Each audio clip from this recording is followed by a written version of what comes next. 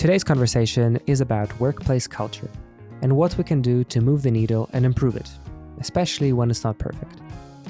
I'm lucky to have this conversation with perhaps the world's best expert on the topic.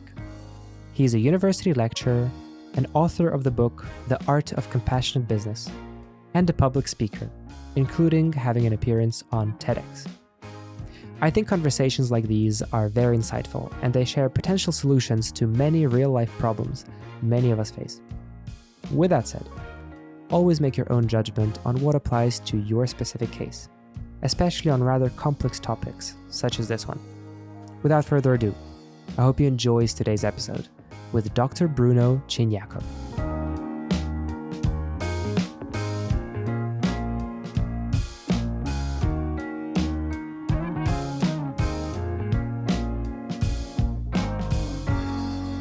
So imagine if you are an employee in a medium-sized business and you've been there for 3-5 years, and the workplace culture is, all right. It's not toxic. It's not like lots of red flags and you have to leave immediately.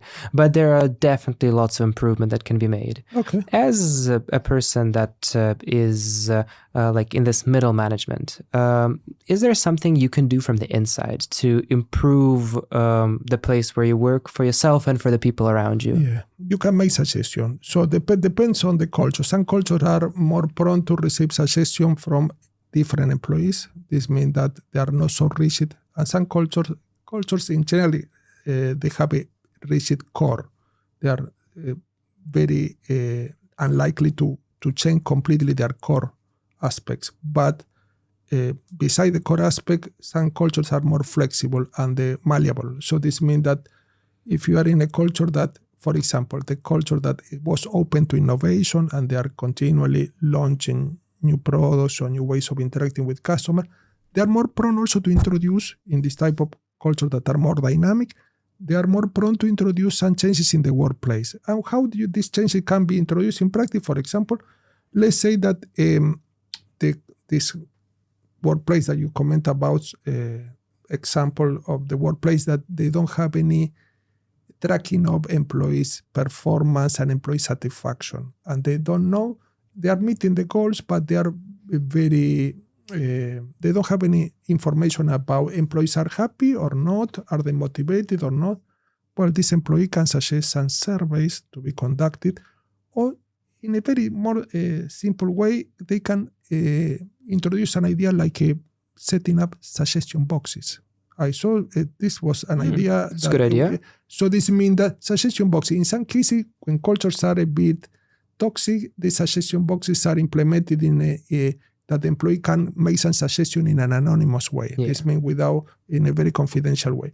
But companies that have a culture that are more what we call psychologically safe, this company can allow employee to provide some suggestion, and this is quite important, and this generates a positive cycle of participation. Why? Because people want to share their idea. By default, for example, if you're continually dealing with customers, you will know very clearly what is not working well, more clearly than the CEO. Why? Yeah. Because you are continually doing this.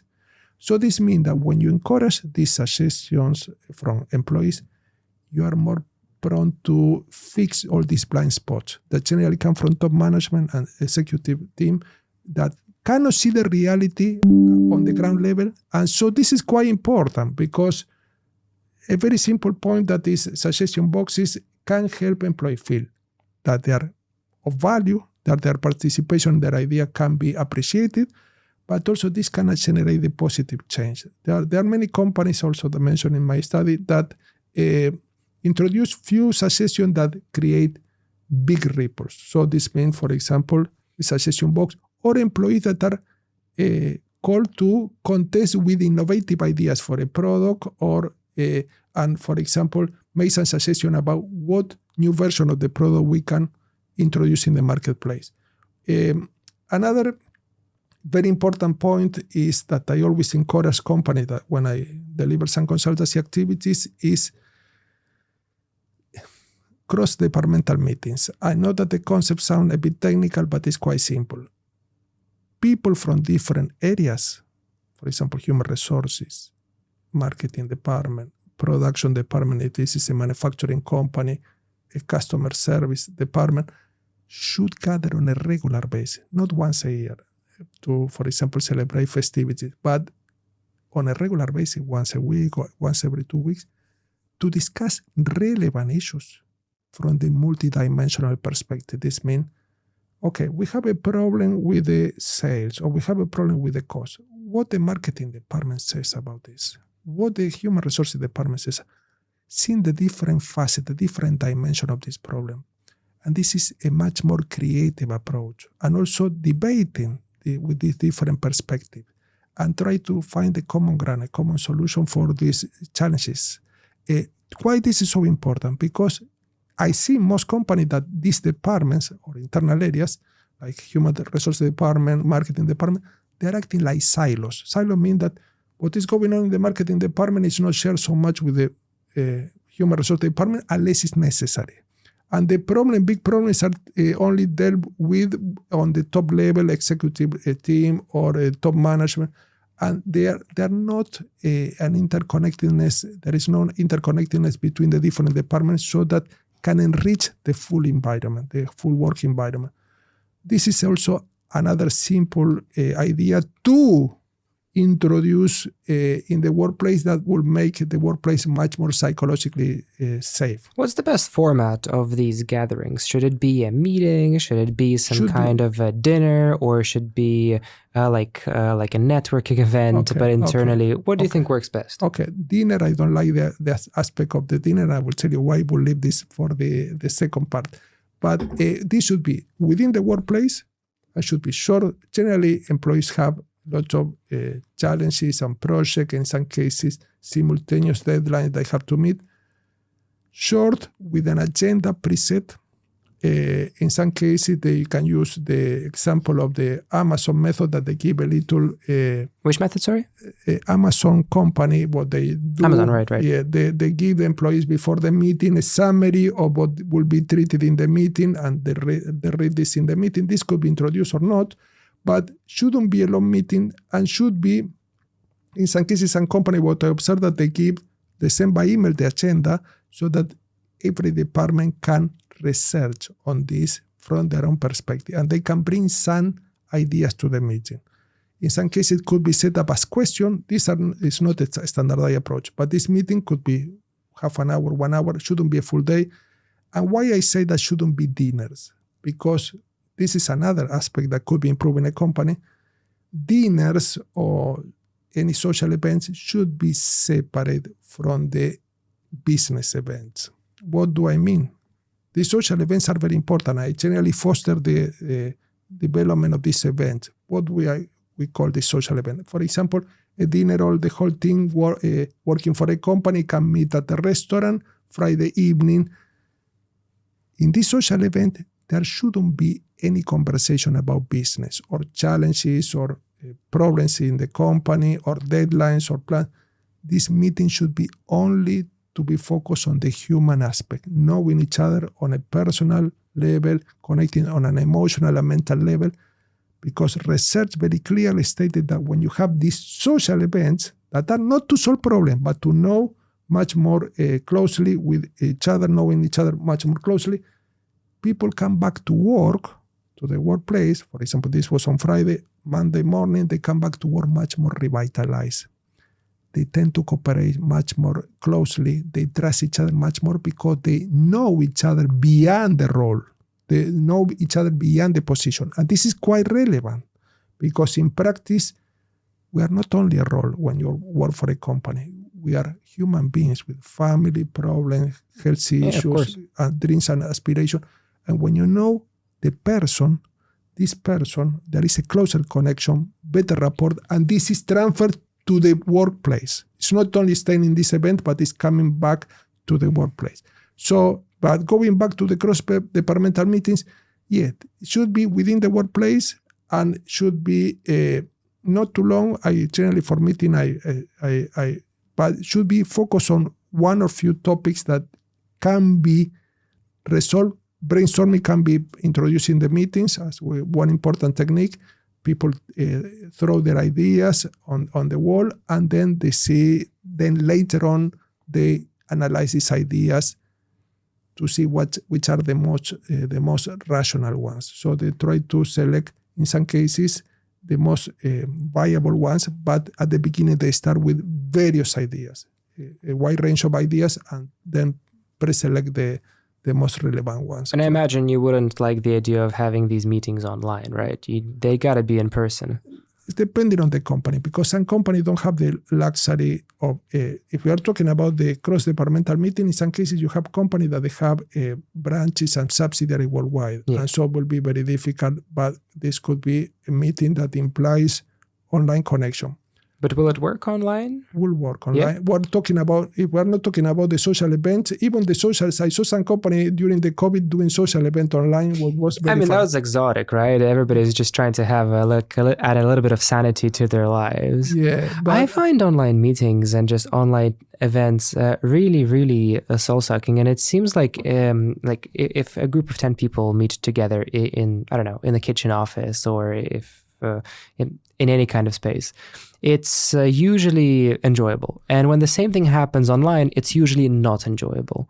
By default, if you have the option to do this offline, obviously, yeah. You should prioritize offline, obviously, because you have a much more closer connection and so on.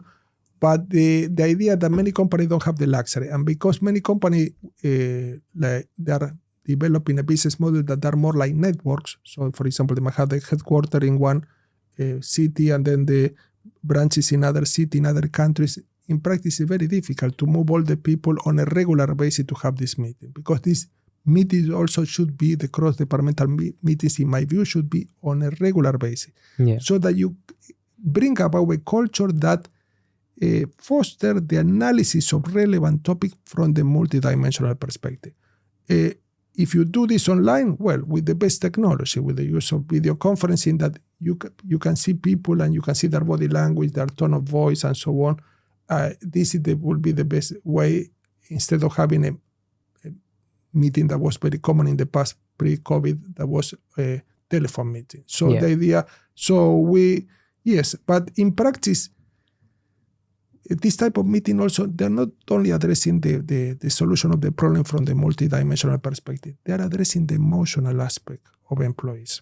Because employees, by participating, they feel useful. They feel that the company care for their views. They are not making decisions unilaterally, but they are taking into account their views. They feel very active participants in this business project. So if we go back to this scenario and you're trying to make a change in the company culture from the inside, suggestion box, a great, easy first step, and maybe pushing for those like multi-departmental meetings. Yeah, then social events too. I will introduce social events on a regular basis. But also I will examine the company very clearly internally by talking to people, talking to managers, talking to subordinates, talking to the CEO or executive team, to know clearly from different perspectives what are the little places where there is fear. And nobody wants to talk, really? Yeah, nobody wants to talk about fear. And the fear is, and I mentioned this and I developed this concept very thoroughly in my book. Why is so important to understand? You can say, when I mentioned this to many CEOs, they told me, no, in our company, there is no fear. And then exploring and digging into these cultures, you always observe certain pockets of fear. Maybe it's not a fear-based workplace, but certain, for example, fear could be present in the feedback process, in the assessment or appraisal process, where the manager is giving some feedback to employees. I saw many cases where employees are dreading receiving this feedback from the manager. Why? Because depending on this feedback, they will continue their post or they will be fired. So this is not good. And when you have fear, it's very difficult to develop a human-oriented workplace, a compassionate workplace, a psychologically safe workplace. Why? Because they are incompatible energies.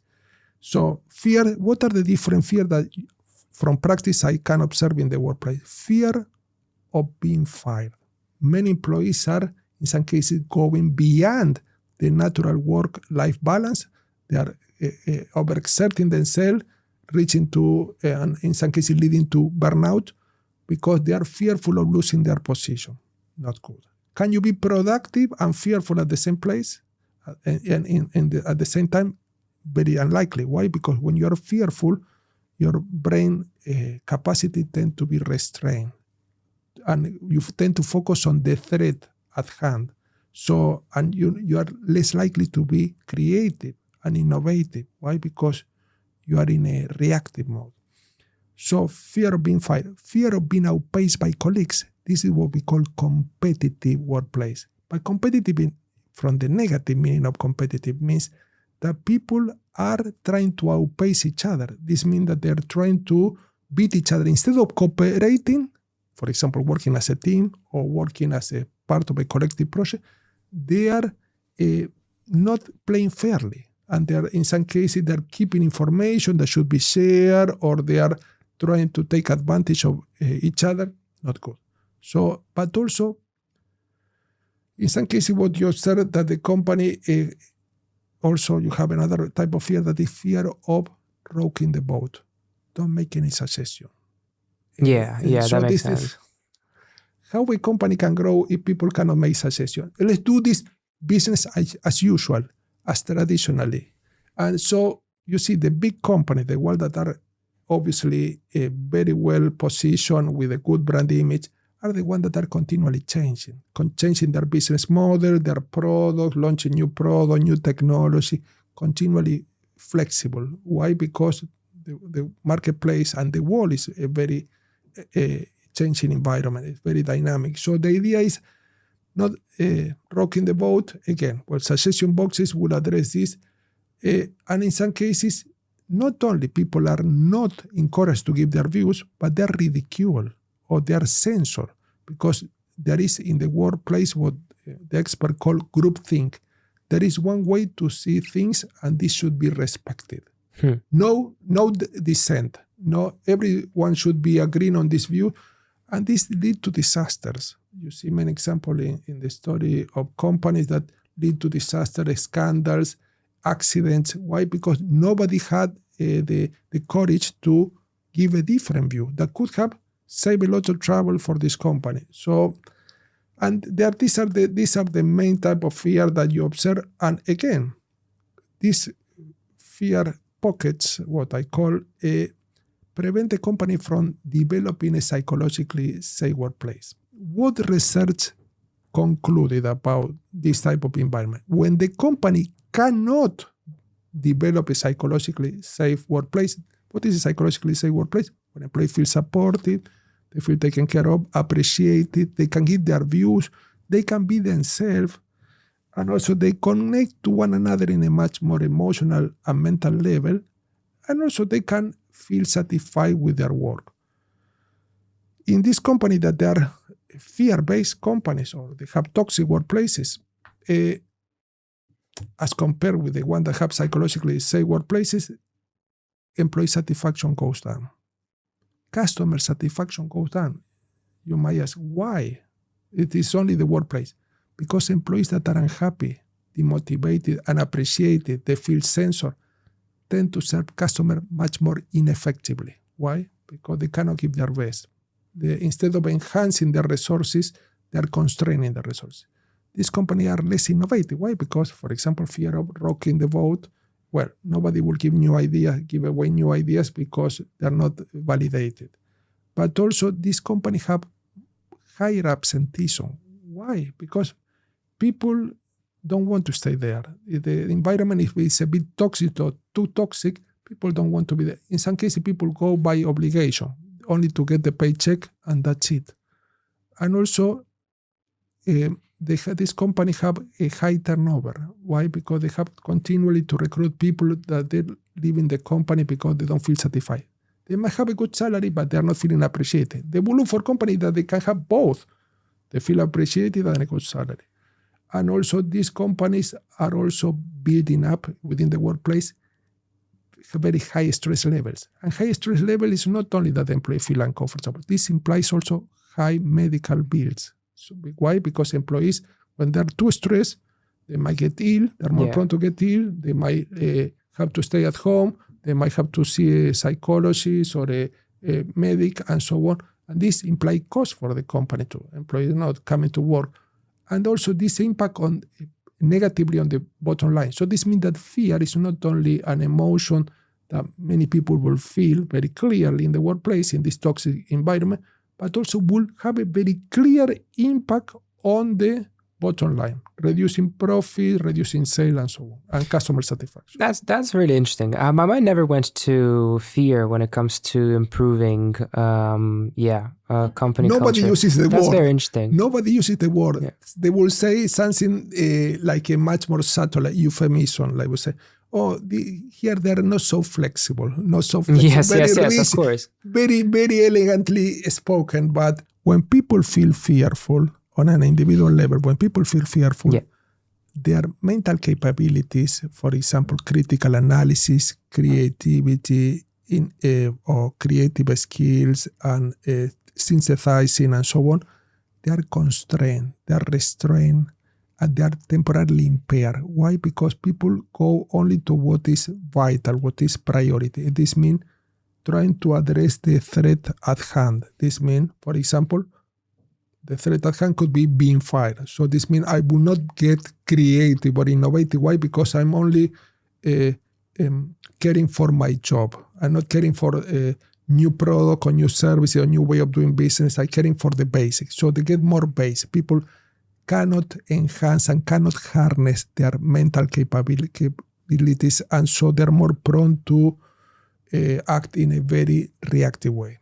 When you were talking about fear, I was also thinking about what other things can be discomforting. And one of the things that definitely comes up quite often in any team that's maybe more of 10 people is disagreements and conflict between people. Okay. I would say, it's probably, and if you would agree, it's probably not in the same line as fear, but having some people who you don't bond well with, that perhaps you think are toxic or something like that. What's a good approach to resolve these kinds of conflicts, which inevitably happen in any companies? Very good. Conflict. Well, my latest research included an appendix that is called compassionate negotiation. Compassionate negotiation. Yes. I like that. What this is about? Very simple. I wrote a book on negotiation a while ago, but this is only an appendix, and it's a summary on a specific way to approach negotiation that go beyond the traditional aspect.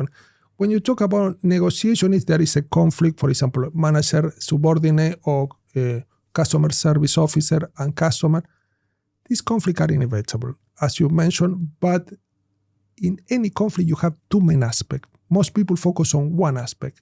You have the substance, what we call substantive aspect. For example, if you have a disagreement between manager and subordinate, could be a disagreement about deadlines. Okay, I want the deadline this way, the manager says, and the employee says, I cannot meet the deadline. This is substantive aspect. Mm-hmm. But then you have relational aspect. This means how you connect to one another, because you need one another. If there is a conflict, it means that there is interdependence. So relational aspect also is connected to what we mentioned before. This means building a strong relationship, even with people that you don't get on well so well, because you cannot get on well with everyone, but you need to work in an interdependent way. For example, manager, subordinate, and so on. Most people focus on the substantive aspect, and they try to look for agreements that are win-lose. I win, I'm right, you're wrong. Mm-hmm. I win at the expense of you. And they dismiss the relational aspect. It's very difficult to build robust relationship within the company and between the company and other external stakeholders with relationships that are based on win-lose agreements. Why? Because they're not sustainable. Nobody will stay in a relationship that their needs are not fully met. Especially if there's a power imbalance. You don't want to win as a subordinate of your manager. That's just not in your interest. You want, from the compassionate perspective and compassionate negotiation perspective, you want everyone to win. So what I suggest in the book, and this also is validated by a lot of research, is try to look for agreement where all parties are fully satisfied. Maybe it's not the ideal agreement, but you try to preserve the relationship. You don't want an agreement where you win at the expense of others and the relationship is off, or this employee will leave the company, because then you have a win-lose that is converted into a lose-lose. You won temporarily, but then you end up losing because you lost the employee, you lost the relationship. So the subtle difference is in any compassionate negotiation interaction, you should prioritize, as well as the substantive aspect, you should prioritize the relational aspect. Will this agreement strengthen the relationship with this stakeholder? Yes or no? If not, this is not the right agreement. Why? Because this will be backfiring. Will be a temporary win from the short term, but will affect negatively the relationship and might create a lot of negative emotion like resentment and also revengefulness and so on. We don't want this. We don't want with any stakeholder. Remember that we mentioned at the beginning, we want every stakeholder on our side, not against us. You don't want an enemy within the workplace or outside the workplace. So you want everyone cooperating. You cannot force them to cooperate, but if you take into account their interests and your interests and try to look for a common agreement, which includes both interests, this will be a very good agreement, win-win. This will be making the relationship not only sustainable over time, but also is prone to strengthen the relationship, because the conflict will be a test. It's testing the relationship, is strong enough. We could solve this problem in a very adult way. We took into account both parties. Both are important. Both have their needs and need to be satisfied in a very clear way with an agreement that is win-win. I think this works if both parties have quite a high emotional intelligence. I find that very often there is maybe a disagreement when it goes for long enough if one of the parties or both of the parties don't necessarily have the goal to, like you said, improve that relationship. Even if one of the sides comes with a suggestion that is more, like you said, tries to not have one side winning and the other losing at the expense, but universally solve this.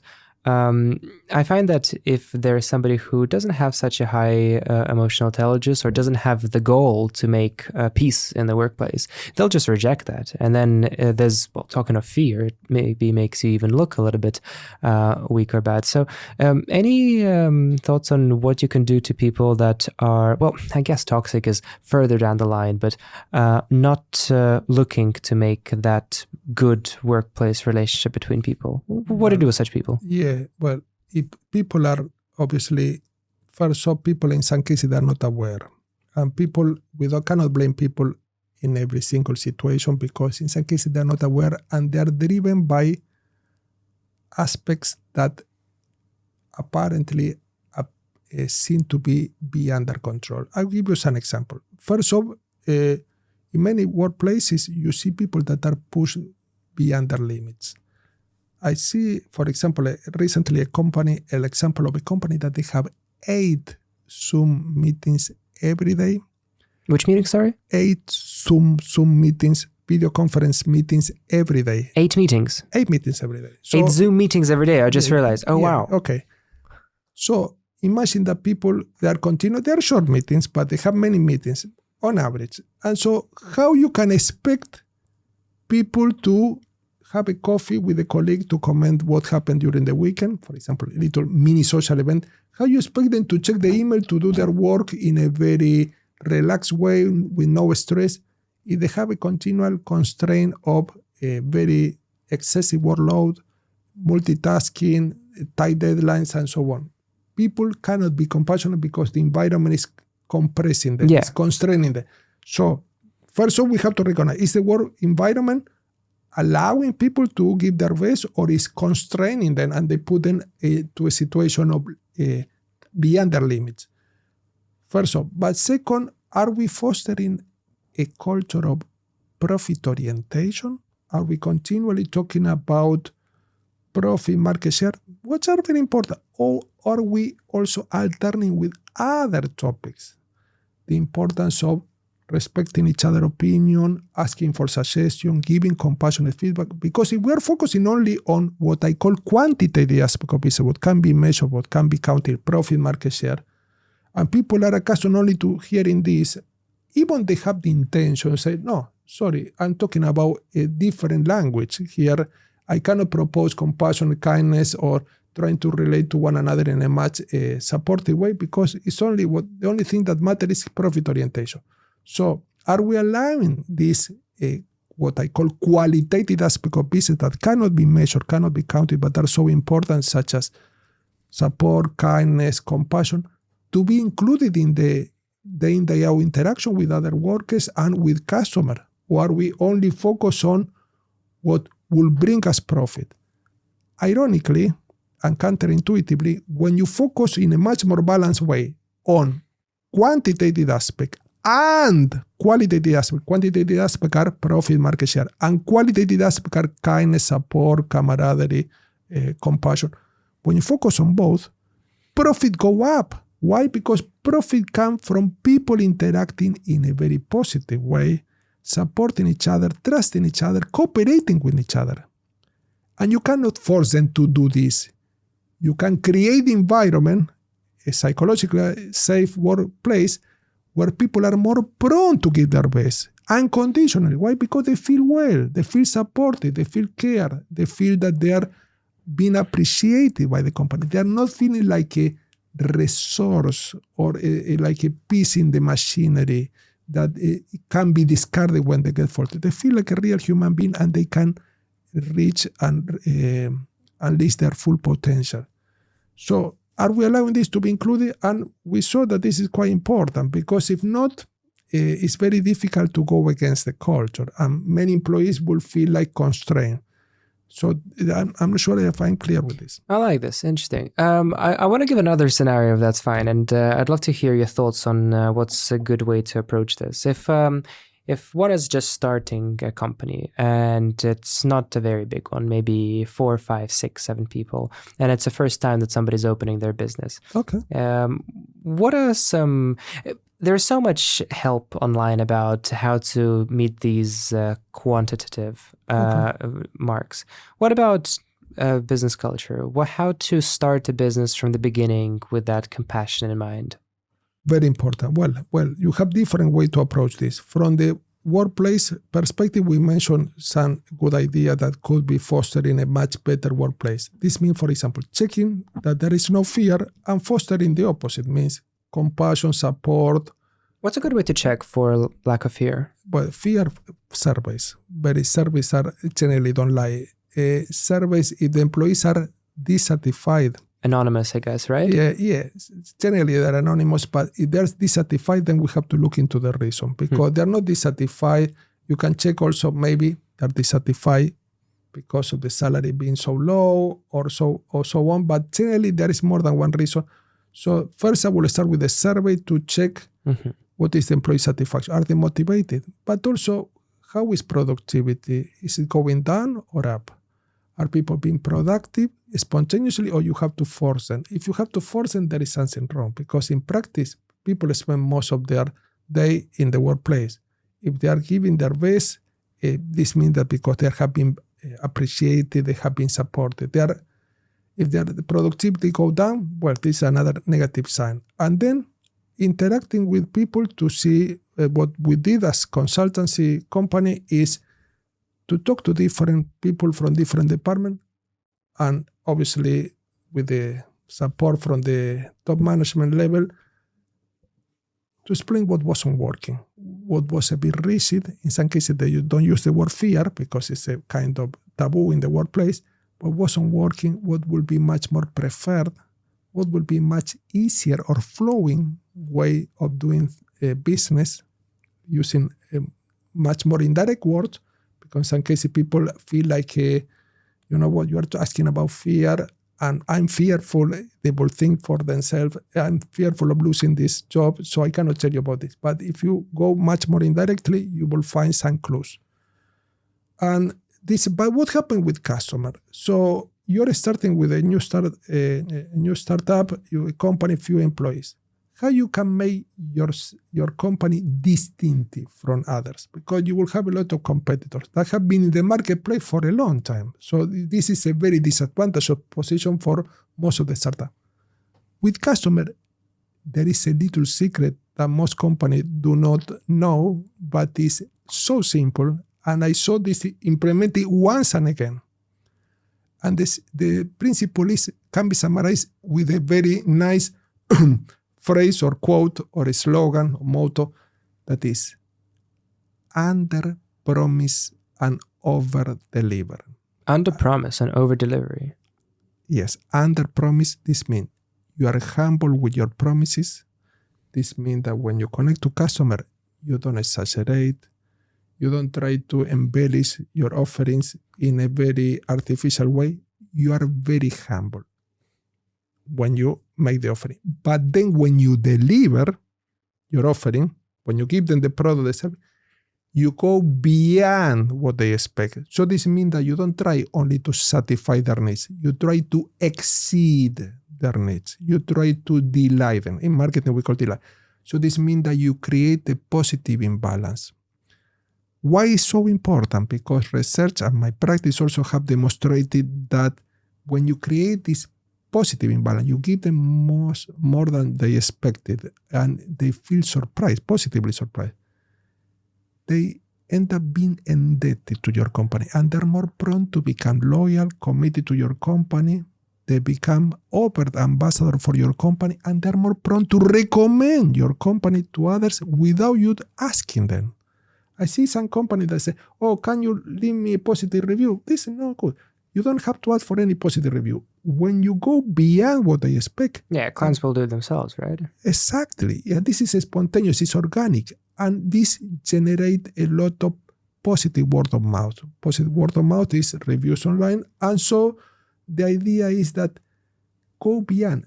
What I observe that companies cannot even meet in some cases the basic needs of customers. So you have a lot of competitors in the marketplace that are below the standard, below par. So, and this means that for any company it will be easier to go beyond. So this approach is based on the principle of generosity. Research has shown once and again in business that generosity in business creates more generosity. Generosity, customer officer to customer, manager to employees, and any other stakeholder, begets more generosity.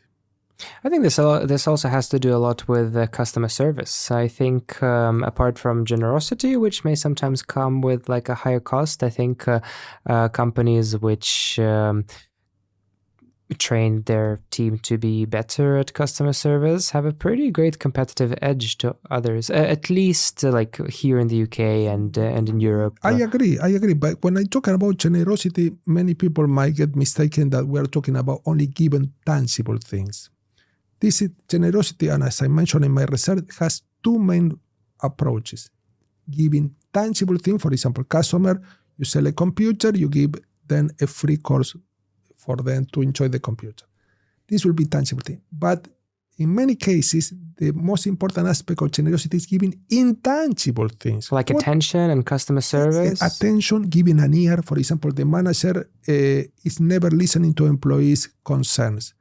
Instead, when the manager is generous, will take 5-10 minutes to say, you know what, I'm always busy, but I want to hear what you're talking about. I want to hear your concern. Giving time, giving an ear, giving advice. Many companies try to sell. This is sell center. What is the best approach in business? You say, you don't have to sell. No, you have to serve. The attitude of service. You try to serve them in the best way possible, because when you serve them in the best way possible, this is the way that you are more likely to generate more sales, more market share, more profit. An attitude of service. What is the difference between an attitude of selling and an attitude of service? Attitude of selling, sales center. I want higher sales. I want higher profit. I want more commissions. I want more market share. Customers don't care about this, really. Don't care about what you want. They care about what they want, because at the end, they are the one paying for this product and service. When you focus on them and you try to go beyond what they want, say, oh, this is uncommon. And you try to be personalized too, because you can use technology, but also be personalized. So you give, okay, this is not a gift, any gift. It's a gift for you because of this. You go into a restaurant and the chef prepare a cake with your initial there, because it's your birthday, with some candles. Yeah, it's memorable. Nice, because you don't see this frequently. And when you see this, they put this all over the internet, Instagram, or whatever. I cannot believe this, because people are underserved, and they are obviously looking for this delight. But very few companies go beyond what is expected. So this is quite important. Being generous and implies generosity, also implies intangible aspect, giving an ear, in some cases giving some training, employees feeling a bit lost. Okay, you can give some training, mentoring, coaching, very important. Give technical information. For example, customer interacting with the customer service officer, they say, you know what, we don't have this product, but we can recommend you a company that could have this product. Say, oh, nobody does this. Well, nobody does because they are self-centered. But if you do this, when in the future the customer want a product that you might have, they will remember and say, you know what, they didn't try to force me to buy anything, and they recommended a competing company. Customers are very intelligent, employees are very intelligent, and you try to manipulate them, but you cannot get away with this for so long.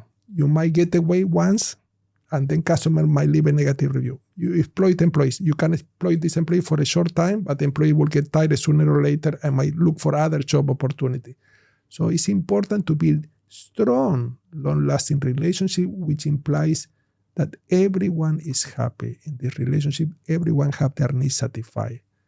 This approach of generosity, this attitude of service, how can I add value to this customer? Many customer service officers ask the wrong question. How can I sell this product or that? No, how can I improve their lives? How can I add more value to their life? How can, after they visited our company, become much happier, more relaxed, more at peace? So this is very important, because when you focus on them, by default, they are more prone to reciprocate. They feel indebted. They cannot avoid this. They feel compelled to respond in a similar way. You know, this topic of generosity reminds me of this restaurant in New York where their whole marketing campaign is centered around it. So what they do is the first time that a customer comes in, they ask at reception if they've been to this restaurant before or not. And if they haven't, they try to give them a lot more attention. And this is interesting because you said you don't have to give generosity only in tangible form. Yeah. It can be in an intangible form. Yeah. So what they do, they make the table cloth a different color, and then every single time that it's somebody visiting the restaurant for the first time, the manager comes in and introduces themselves and gives them, a little bit of upsell, saying that, next time if you come, we'll, give you this and that free of charge, trying to get them to come in. But I think the most valuable thing here is that you're treated a little bit special. And I think that can go quite a long way in a lot of businesses. Very important, because at the end, if you have two companies, let's say companies sell the product A and B, they are very similar, the specification, the quality, the design. The difference between company A and B, what experts call the competitive advantage, will be given by the personalized interaction that they have between the company that offer the product A and the company that offer the product B.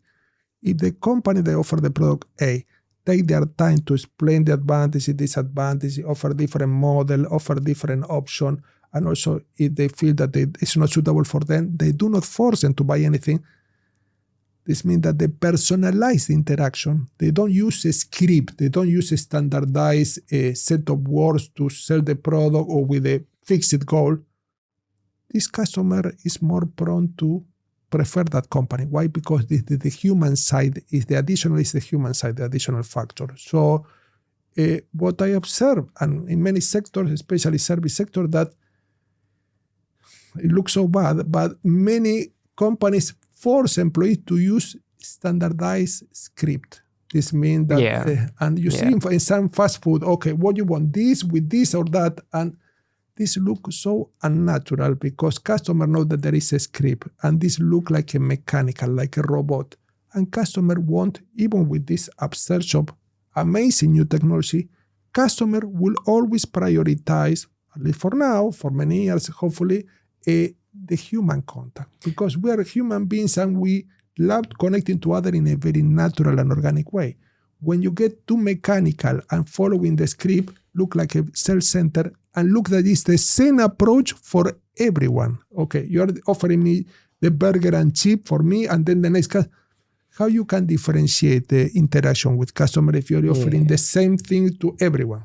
I'm having a difficult time with this because I definitely agree also that having this mechanical and like same script for everyone is a bad idea. But I also have been to places which don't have a script, and sometimes it, if it goes well, great. I appreciate it. Like I said, as a customer, it goes, it's very pleasant. But then a lot of the time, if you make up a script and you're not very experienced, maybe you're young, or maybe you don't take a lot of attention to how you interact with customers. Yeah, it can be quite damaging for the business's image.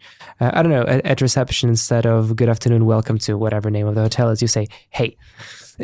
More authentic, but can break it, right? Obviously, you have a small talk in any interaction. A small talk could be a bit formulaic. It means that you have obviously hello. That thing that obviously will be common to all interaction. Yeah. What I'm saying, when there is a script, that this means, okay, there is a very fixed path. This means that, okay, first I will offer product A, then product B, product C, then will be the upsell will be in this way and so on. Very rigid. And every customer is unique. I'm a marketer. And in some cases, I challenge the concept of segment. Segment in marketing is a group of customers with similar characteristics. For example, teenager living in East London, a male group, and so on. Well, this is okay. This is nice to organize the parts of the marketplace. But then within this segment, you have real people with completely different preferences. And even if you use different segmentation criteria, you have to, the real marketing is one-to-one. The specific reference from one customer and preference from one customer will vary from customer to customer. So this means that you can use some little small talk and as a way of greeting the customer, but at the end, the interaction will be driven by two main factors. Customer need first and your expert knowledge. This is a nice interaction that will blend together. You know a lot about your product, your service, you know what can be good for customer, but you don't know for sure until you interact with customer and you know really their needs. What you do not want to see in any customer interaction is what we call regret or cognitive dissonance. This means customer bought a product, they went home and they say, you know what, I shouldn't have bought, I have this feeling, How many times you see this happening? Why this happen? In many cases, because customers have been forced to buy this product, but in a very subtle way, manipulation, I call this, with no other word to define this, have been very clearly and subtly driven away from their needs and more close to the company's needs, and company's objective means selling this product. Oh, we have a lot of stock here. We want to sell this. No, we don't want you to take this one. They don't tell you this directly, but they were driving this customer away from the need. Not good. Customer, a very common golden rule for any customer interaction. And this is a golden rule that I deliver in all my training. This is a golden nugget. Customer, as a good company that is customer-oriented, should experience positive emotion before they interact with your company, during the interaction, and after they finish the interaction. Some companies focus only until they interact with customer and then they forget what happened after the interaction, what we call post-purchase process. Why is so important? Because at the end, customer satisfaction is connected to emotion. When customers are satisfied, they will prone to be experiencing positive emotion. They will feel much more happy, they will feel more relaxed, at peace, and so on. When customers are dissatisfied, they experience negative emotion, anger, regret, fear, and so on. We want customers that experience positive emotion more prone to leave positive review and more prone to become committed and loyal, because loyalty has a very important emotional basis. This means that we love this company. We not only we love them. We love them forever. For the reason we are becoming loyal. They don't say this aloud, but this is what is going on an emotional level. Many companies try to interact with customer in a positive way, try to bring about positive emotion until they sell the product. And then they forget completely about the customer. And when customer, I give you an example, a very recent example that here in London are very common to find. You bought a nice technological gadget, and then you go home and then you check the gadget and say, you know what, I have some doubt. And then you call the company or you drop an email, never answer the email, or you call the company, they put you nice music, 20 minutes waiting. And it's painful. It's painful. Very painful. And so what happened?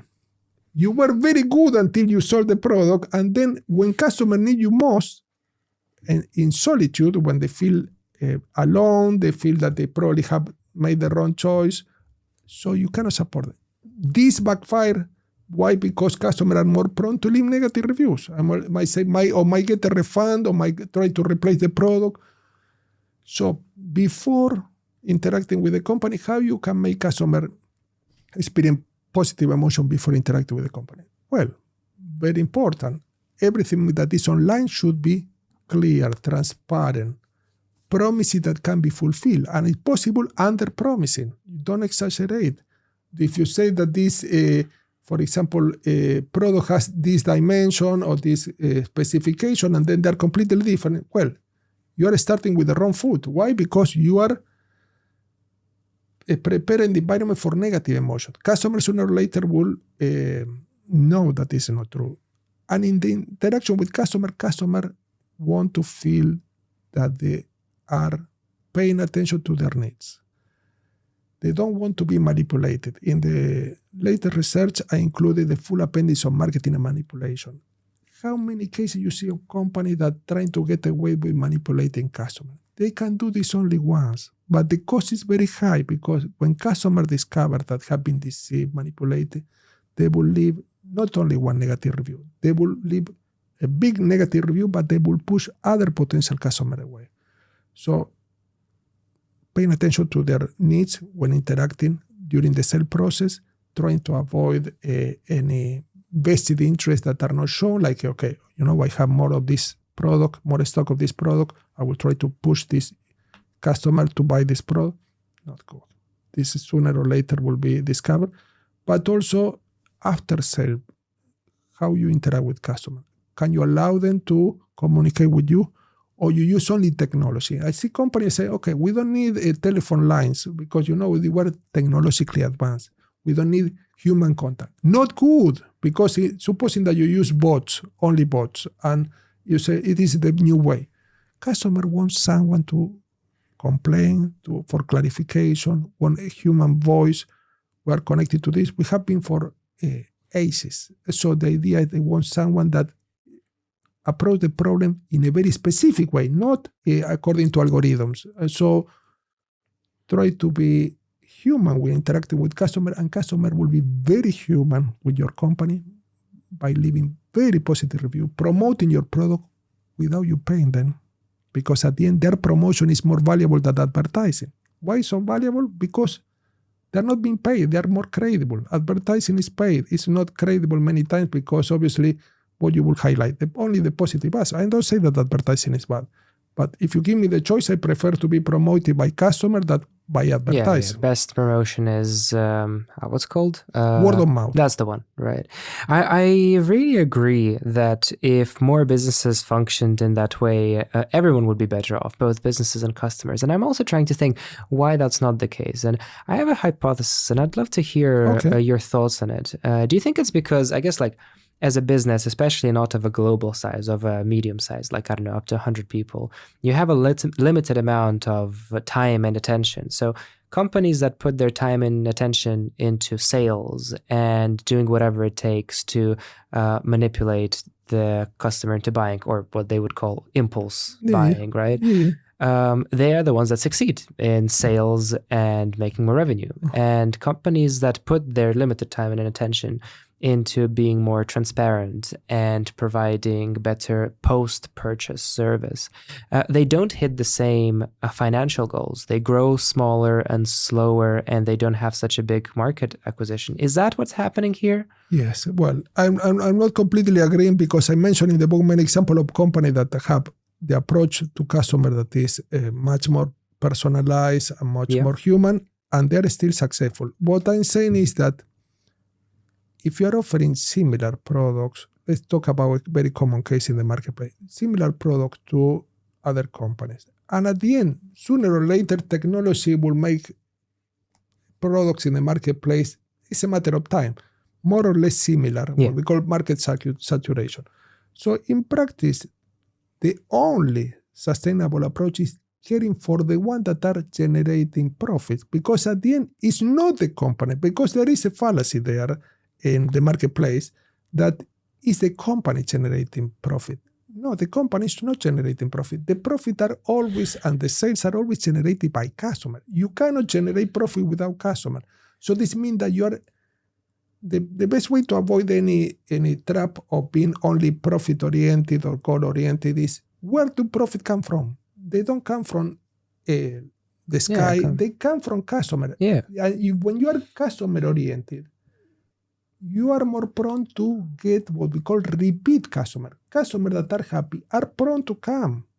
And you don't want to be continually looking for new customers if you have very important, loyal customer. But this is very expensive customer acquisition. Very important. And also these customers that are happy, they are prone to have a multiplying effect. This means that they will bring other customers to your company.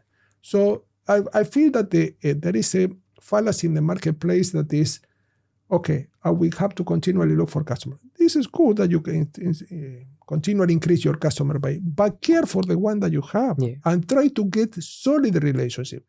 And also, at the end, you cannot force customer to leave your review. You cannot force it. Even if you give a little incentive, many customers will say that it's not even ethical. And in practice, you cannot force customer to come back, and you cannot force customer to. How you can put customer on your side? Again, you can put customer on your side when you support them, when you think about them first, because at the end, who will be the recipient of this product? The user, the one utilizing this product and service. Then, so you want their well-being. You don't want their well-being. It's a wrong focus. Many companies in the marketplace, they focus on themselves because they say, oh, we are the one we're generating employment, we're generating the new product. We should be only about focusing on our own objective. But the one buying they are the customer. And at the end, the one leaving positive review that will drive more sale and more profit and more market share. And in some cases, you see example of companies that have no promotion and they become famous because of word of mouth. Yeah. And so in practice, you need customers that have a very solid, a very robust relationship. And this customer have a multiplying effect. In some cases, in a very unexpected way. In some cases, more powerful than continually using your resources for customer acquisition and so on, which could be very expensive for most companies. It's very insightful. I'm going to have to re-listen to a recording and really process a lot of these things. It's a very, very interesting perspective. I want to also jump and have some time to talk about your consultancy line of work. So if I know correctly, you've been doing for 30 years now, consulting companies. Can you talk about any cases which maybe for you were the most satisfying, where you came in and made some changes? That would be really interesting to know. I mentioned one case that obviously with keeping confidential the name of the company, that and this is show you how this science based studies match the practice. In this case, there was a company that was selling textile products and B2B between company to other companies, and customers were a bit not well satisfied. We called the buying departments in the other company, and we explored what was going on, and we saw that we analyzed. I'm also an accountant by original qualification, and I analyze marketing, accounting, and business culture. I have the pleasure to analyze the accounting report and the semester reports of sales and costs. And what I saw is a very clear, sharp plunge in sales. I say, one might say, okay, competitors always this company try to blame the external factor. Competitor, the economy is quite a challenge, and also we have some new technology coming out. But then we talk to the employees, and we talk sincerely to the employees with the authorization of management. And what we observed that, unfortunately, and the company is quite well known, there was a bit of fear. And what was the fear? Of not meeting the quotas. So this company have set a quota that were very rigid for the employees, and they felt a lot of pressure, and they felt that they couldn't discuss this with the manager, not to change the quota, but at least to discuss their concern. And in some cases, the quotas in general agreement of most employees was quite unrealistic. And so they felt a lot of pressure, they felt a lot of burnout. They couldn't give their best, they were not thinking clearly. Some of them have some, I'm not a psychologist, but has some little clues of challenges, emotional and mental challenges, because too much pressure, close to burnout. And they were using a script tool, what made them feel like a bit unnatural. So there was pressure from management to get the quotas by all means. By all means, this means that they have a semester to meet this. And then what happened? This will be connected to carrot and sticks punishment if you don't meet the quota, and no bonus. All fear-based. And employees didn't feel at ease. And what we saw, according to research, unhappy employees bring unhappy customers. You cannot connect well, you cannot show the product well, you're not analyzing their needs critically. You might offer something very simple, not personalized approach. What we said is, well, this is quite critical. Can we introduce little meetings where employees can express their concern to management? And so there was a representative from different departments, cross-departmental meeting, where different departments exposed their views, but especially the most important concern came from the marketing department and the customer service department. Manager, I have to be honest, manager didn't want to make this quota flexible, but they said, well, we set a trial period of 3 months to see what happened. We made this much broader range for the quotas. So supposing that we are 4 contacts a day with pre-closure, so well, we made this much broader, and let's say 7, 8. Let's try to see, and in some cases, try to be flexible. This is not met. They agreed to implement only for 3 months. What we observed that is, after this, counterintuitively, when the quota structure was much more relaxed and employees could breathe and could feel less pressurized, the sale went up. The following 3 months went up, and you can say, oh, maybe it's a coincidence or not. Employee felt much more at ease. Then we have a little survey after the 3 months to feel if there was high employee satisfaction. Well, the employee satisfaction was much better after this little trial.